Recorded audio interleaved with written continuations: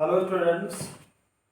आज जो हमारी सिंथेसिस के अंतर्गत सिंपल सेंटेंसेस को बनाने की जो 8 विधियां हैं उस सीरीज में, उस श्रृंखला में आज हम लोग आ पहुंचे हैं नाउन या जेरेंड के पहले प्रीपोजिशन का प्रयोग करके इस विधि में। तो पहले बच्चों, आज हम लोग कौन सी विधि पढ़ने जा रहे हैं जिससे हम जो है जिसका प्रयोग करके दो या दो से अधिक सिंपल सेंटेंसेस को जोड़ करके एक सिंपल सेंटेंस बनाना है।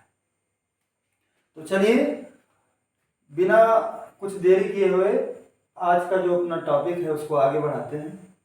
तो देखिए, इसमें 3 वर्ड लिखे हुए हैं इस विधि में। एक है हमारा नाउन, एक है जेरंड और तीसरा है प्रीपोजिशन। ठीक है। तो भाई नाउन के बारे में हालांकि हम पीछे पढ़ चुके हैं। ठीक है कि any name is noun, any name is noun, या all that we can see feel, है ना, आर नाउन। तो कह रहा है कि जिसे हम देख सकते हैं, छू सकते हैं, है ना, या कोई भी चीज जो हमें दिखाई दे रही है जिसका कोई नाम है, वो सब क्या है? नाउन। तो अब नाउन हमारा वैसे 2 प्रकार का होता है, काउंटेबल और अनकाउंटेबल। लेकिन जब दोनों को अलग करें तो कै प्रकार का हो गया? 5। काउंटेबल में कितने होते हैं? प्रॉपर, कॉमन और कलेक्टिव। और अनकाउंटेबल होता है मटेरियल और एब्स्ट्रैक्ट।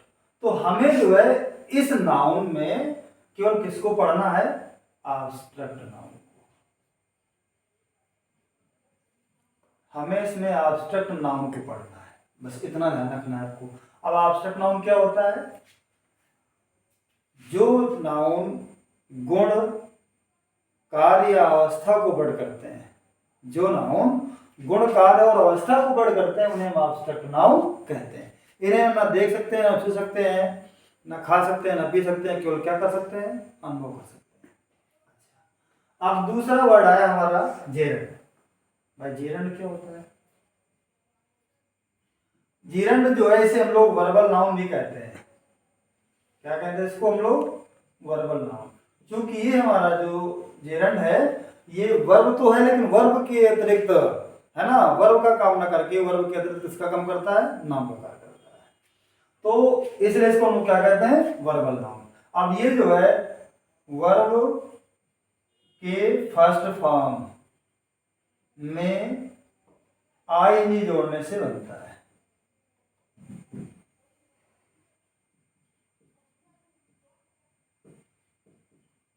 और हिंदी अर्थ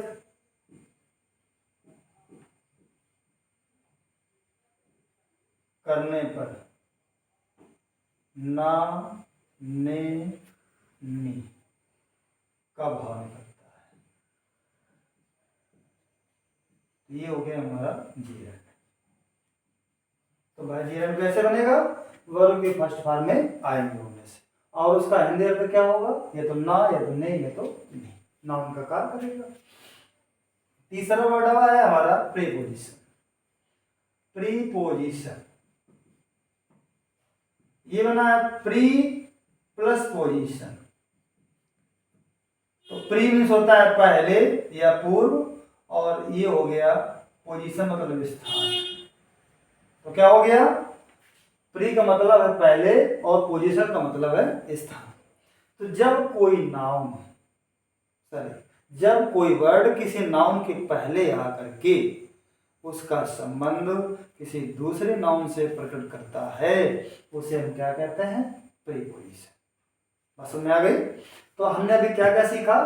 नाउन, हमें इसमें कौन सा नाउन प्रयोग करना है? केवल एब्स्ट्रैक्ट नाउन प्रयोग करना है। तो एब्स्ट्रैक्ट नाउन क्या होता है? जो नाउन गुण, कार्य, अवस्था को बढ़ करता है उसे हम एब्स्ट्रैक्ट नाउन कहते हैं। फिर आया जेरंड। जेरंड को हम लोग वर्बल नाउन भी कहते हैं। ये कैसे बनता है? वर्ब के फर्स्ट फॉर्म में आएंगे जोड़ने से बनता है, और हिंदी अर्थ करने पर ना, नी, ने का भाव निकलता है। अब प्रीपोजिशन क्या होता है? प्री प्लस पोजीशन, जो प्रीवियस पहले पोजीशन में स्थान। तो इसका काम क्या होता है? किसी नाउन के पहले आना। तो हम क्या प्रदर्शित कर सकते हैं इसको? कैसे कि जो शब्द किसी नाउन के पहले आ करके, है ना, उसका संबंध किसी दूसरे नाउन से बढ़ करता है, उसे हम क्या कहते हैं? प्रीपोजिशन। अब देखिए, अब हम क्या पढ़ने जा रहे हैं, नाउन या जिरंड के पहले प्रीपोजिशन। तो जिन प्रीपोजिशंस का हमको प्रयोग करना है, प्रीपोजिशन तो बहुत ढेर सारे हैं, लेकिन मुख्य रूप से,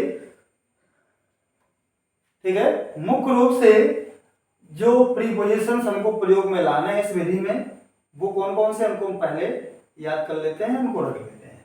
इसमें से पहला हमारा जो प्रीपोजिशन है वो है हमारा फॉर, फिर विथ, फिर ऑन, फिर बाय, फिर बिसाइड्स, फिर बिफोर, फिर आफ्टर, इसके बाद इन स्पाइट ऑफ, इसके बाद विदाउट, फिर इसके बाद आपका हो गया due to, on account of, because of, et cetera. तो जो मुख्य रूप से इस विधि के अंतर्गत हमको प्रयोग में लाने हैं वो हमारे प्रीपोजिशंस ये हैं। इसमें से पहला हमारा क्या है, फॉर, दूसरा है with, on, by, besides, before, after, in spite of, without, due to, on account of, because of, et cetera आदि। अब जो है ये तो हमने सीखा कि नाउन भाई क्या होता है, जिरंड क्या होता है, और प्रीपोजिशन क्या होता है, और किन प्रीपोजिशंस को हमको इस विधि में प्रयोग में लाना है। जो ज्यादा इस विधि के अंतर्गत प्रयोग में आते हैं वो हमने आपके सामने प्रीपोजिशंस रखे। अब जो है प्रश्न ये उठता है कि आखिरकार हम जो है इस विधि का कब प्रयोग करें, क्या लक्षण पाए जाए सेंटेंसेस में तो हमें इस विधि का प्रयोग करना है। जैसे हमने पार्टिसिपल में पढ़ा कि जब दोनों सिंपल सेंटेंस सब्जेक्ट एक होते थे और उनकी वर्ब एक दूसरे से इंटरट्विन होती थी, है ना, ये हो गया। फिर इसके बाद हमने जो है इन्फिनेटिव पढ़ा कि इन्फिनेटिव कब लगाते थे, जब एक सिंपल सेंटेंस किसी कार्य के करने होने को और दूसरे में उसका उसी कार्य के करने होने का पर्पस, रिजल्ट या इफेक्ट को बताया जा रहा हो। फिर तीसरा हमने बताया आपको नॉमिनेटिव एब्सोल्यूट पढ़ाया, तो उसने क्या बताया कि दिए गए सिंपल सेंटेंस करता है कि अगर अलग अलग हो तथा उनकी क्रियाओं से ये पता चल रहा हो कि पहला वाले कार्य के कारण दूसरा कार्य हुआ है, अगर पहला कार्य न होता तो दूसरा वाला कार्य न होता। तो ऐसे इसमें हम लोग कैसे जोड़ें, तो चलिए इसमें हम लोग लिखते हैं हाउ टू कंबाइन, जोड़ें कैसे, विभिन्न सिंपल सेंटेंस को जोड़कर एक सिंपल सेंटेंस कैसे बनाएं, ये हम लोग पढ़ने जा रहे हैं। तो देखिए पहला स्टेप, इस विधि से दो सिंपल सेंटेंसेस को तब जोड़ते हैं जब एक सेंटेंस में कोई कार्य हो रहा हो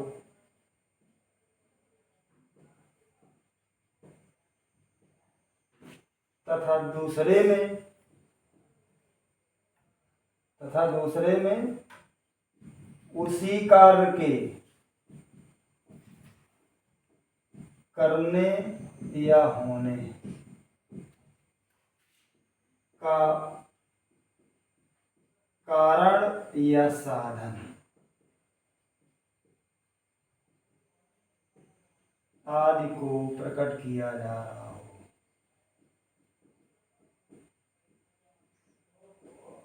पहला स्टेप। दूसरा क्या है, अतः जो फाइनाइट वर्ब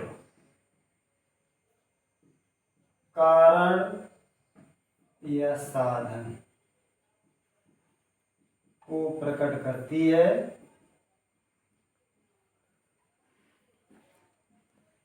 उसी को नाउन या जिरंड में बदल देते हैं।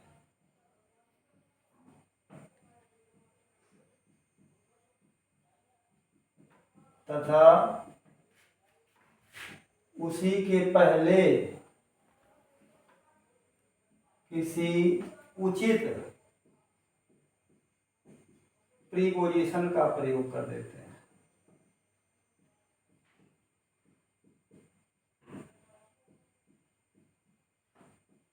अब अगला स्टेप क्या कह रहा है, जिस फाइनाइट वर्ब को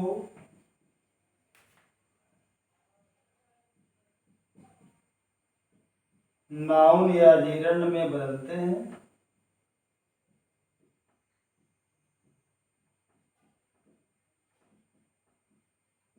उसी के सब्जेक्ट को हटा देते हैं।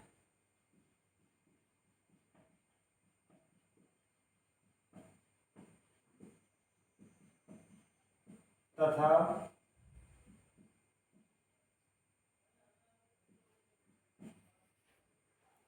ऑब्जेक्ट को ज्यों का त्यों रख देते हैं।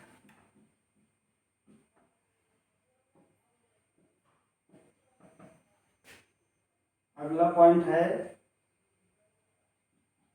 जो फाइनाइट वर्ब केवल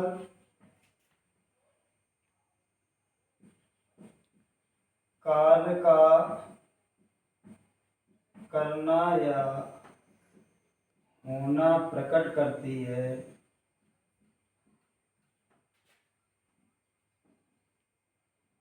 उसे ज्यों का त्यों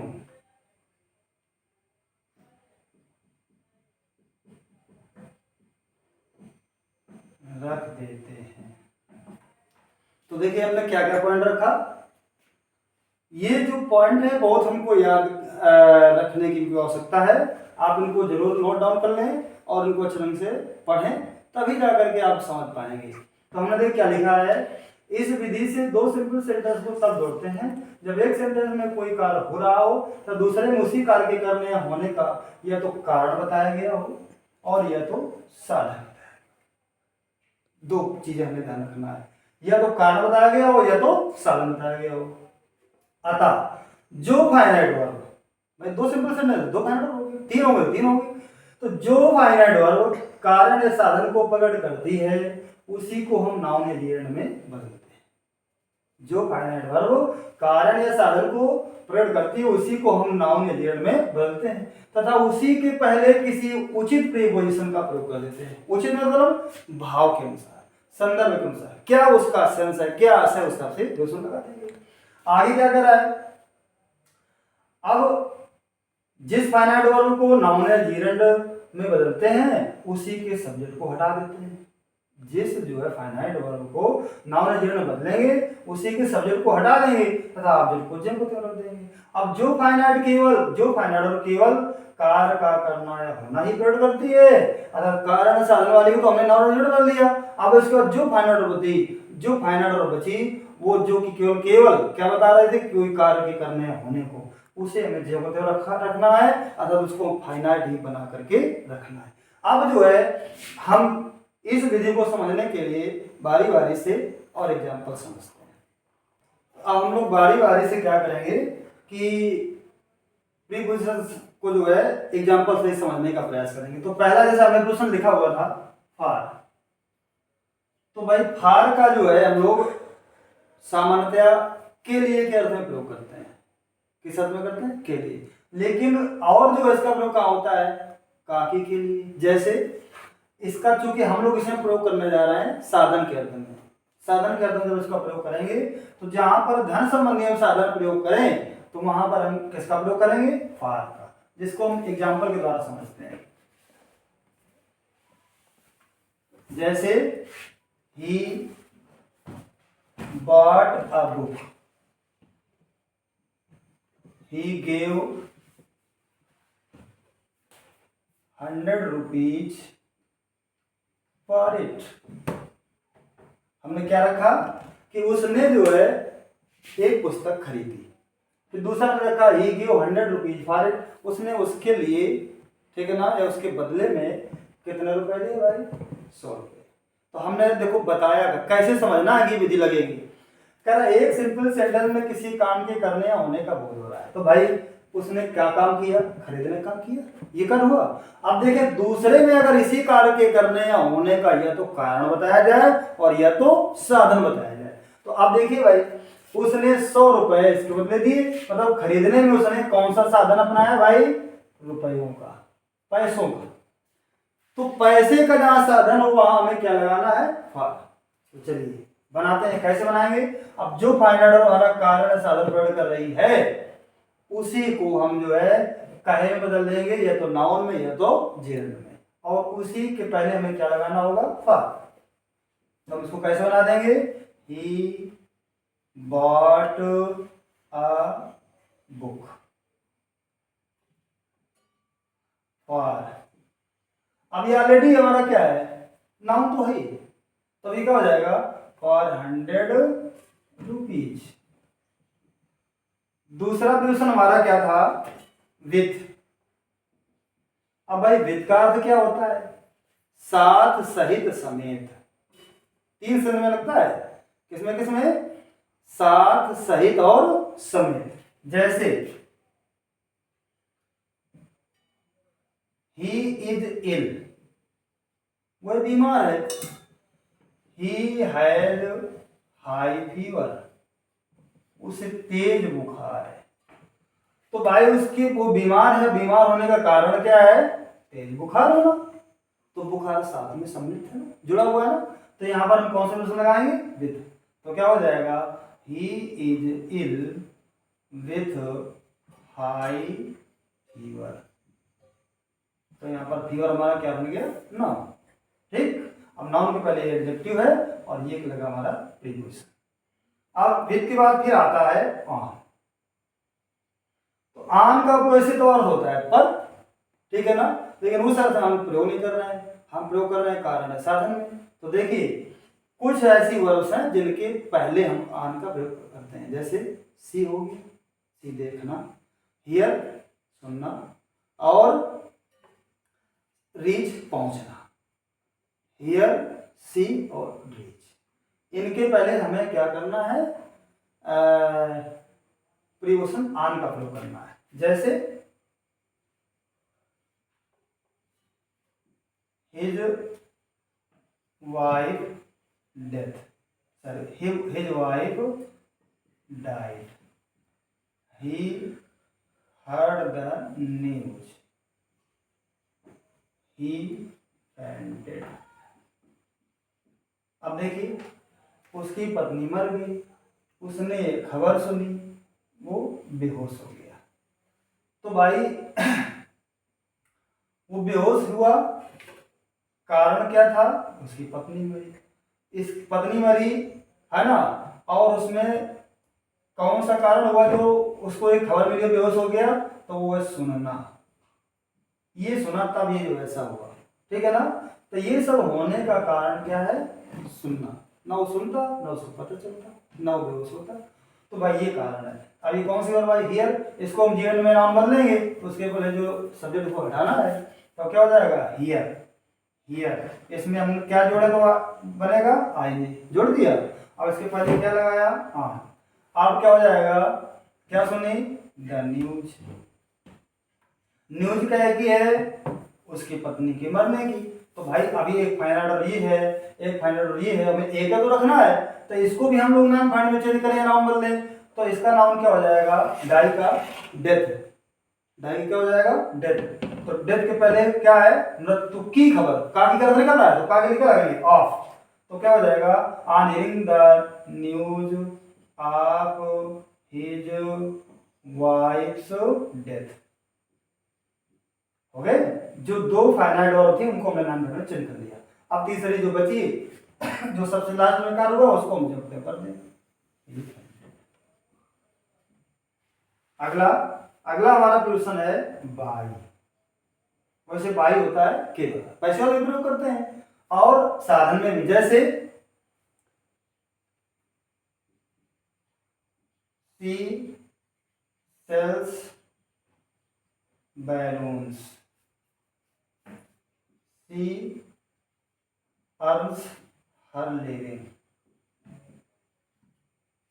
वह गुब्बारे बेचती है, वह अपनी जीविका रोजी रोटी कमाती है। तो भाई वो अपनी रोजी रोटी कमाने में क्या साधन अपना रही है, वो गुब्बारे बेचने का। बोलो ये वर्ब हमारा दिखा रही कारण है या साधन, तो साधन दिखा रही है।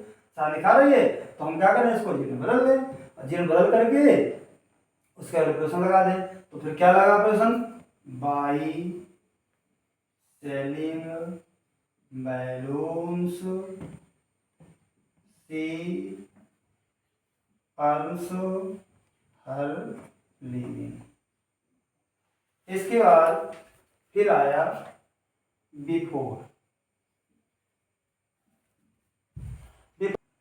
अब अगला जो हमारा प्रश्न वो क्या है, बिफोर। बिफोर क्या होता है, पूर्व या पहले। तो कह रहा है, हम इसको कह दें ही reached his village the day was not ended। ended means समाप्त, दिन समाप्त नहीं होता। इसका मतलब क्या है कि दिन समाप्त होने के पहले वो अपने गांव पहुंच गया। तो क्या हो जाएगा, ही रीच्ड हिज विलेज। ठीक, अब क्या हो जाएगा, बिफोर। अब चाहे इसको नाउन बदल लो तो एंड हो जाएगा, समाप्त, और चाहे एंडिंग भी कर सकते हैं, जीवन हो जाएगा। Before the end of the day. अगला जो हमारा क्वेश्चन है वो है besides.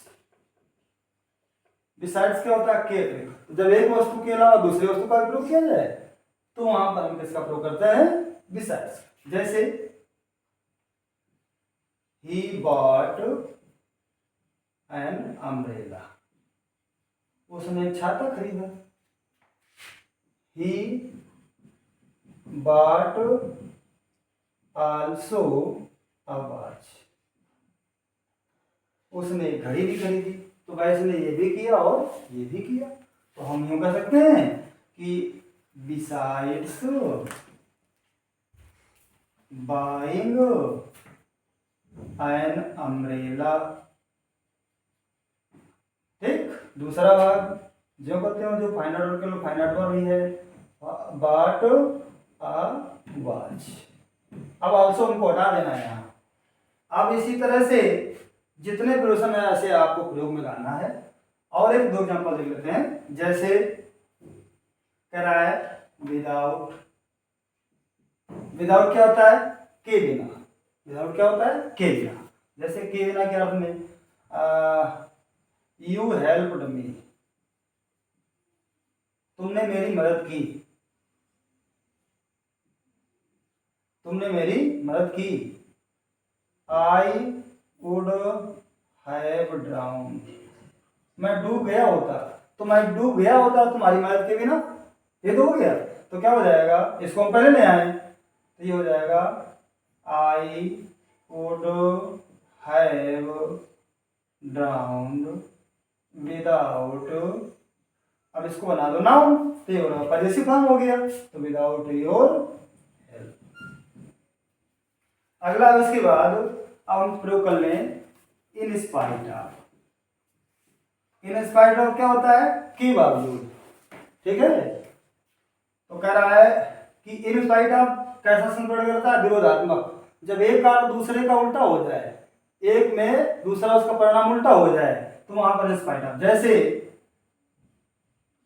C worked hard, she could not pass. तो भाई क्या हमने लिखा, उसने परिश्रम किया। तो भाई परिश्रम किया तो इसका पॉजिटिव जो है वो क्या होना चाहिए, रिजल्ट, कि उसको पास होना चाहिए, लेकिन उल्टा हो गया तो हो गया विरोधात्मक। तो ऐसी स्थिति में क्या हो जाएगा, इन स्पाइट ऑफ हार्ड वर्क कर दो तो नाउन बन गया। अच्छा, वर्किंग हार्ड कर दो, in spite of working hard, तब ये जीरन बन गया। She could not pass. एक और ले लेते हैं। अब दिया रहा जैसे due to, because of, on account of, तो इन सब का अर्थ होता है के कारण। ठीक, तो किसी को भी हम यहाँ प्रयोग में ला सकते हैं। जैसे हम यहाँ पर पढ़ लें बिकॉज ऑफ, के कारण हो गया। तो भाई देखिए इसमें कारण होगा। जैसे he could not attend the meeting, he was ill, वो मीटिंग में बैठक में शामिल ना हो सका, सम्मिलित ना हो सका, वो बीमार था। तो भाई वो शामिल ना हो सका, कारण क्या था? बीमार होना। ठीक है, तो ये है कारण। तो इसको आप जीर में बदल लें और चाहे नाउन बदल लें, दोनों बन जाएगा। जैसे बना देख लें, अब क्या हो जाएगा? He could not attend the meeting, चाहे बिकॉज आप लगा दो, चाहे ड्यू टू लगा दो, चाहे ऑन अकाउंट आप लगा दो, कोई भी लगा सकते हो आप, सब एक दूसरे के सब्स्टिट्यूट हैं। तो बिकॉज ऑफ, अब इसको आप अगर जीरन में लगाओगे तो जीरन में वर्ब में आएंगे होगा, तो एक बी क्रिया का रूप है तो हो गया बीइंग। अगर आप इसको बनाएंगे नाउन तो इल का क्या हो जाएगा? इलनेस। तो हम दोनों से कर लें, बिकॉज ऑफ इलनेस, ये हो गया हमारा नाउन। अगर इसको हम क्या बदले जीरन में, तब क्या हो जाएगा? He could not attend the meeting because of being ill. ये हमारा नाउन हो गया, ये क्या हो गया? जीरन। तो प्यारे बच्चों, ये थे कुछ मुख्य प्रीपोजिशंस जिसको हमें इस विधि के अंतर्गत प्रयोग करना है। तो आप इसी तरह से अन्य भी अगर सेंटेंस आते हैं तो इसी तरह से सेंस के हिसाब से आप जो है प्रीपोजिशन प्रयोग ला सकते हैं। तो आशा है कि आज का जो वीडियो है आप लोगों के लिए बड़ा ही महत्वपूर्ण साबित हुआ होगा और पढ़ने में आपको भी मजा आया होगा, अच्छा लगा होगा। अगर आपको वीडियो अच्छा लगा हो तो इसको लाइक और सब्सक्राइब करना ना भूलें। Thanks for watching the video.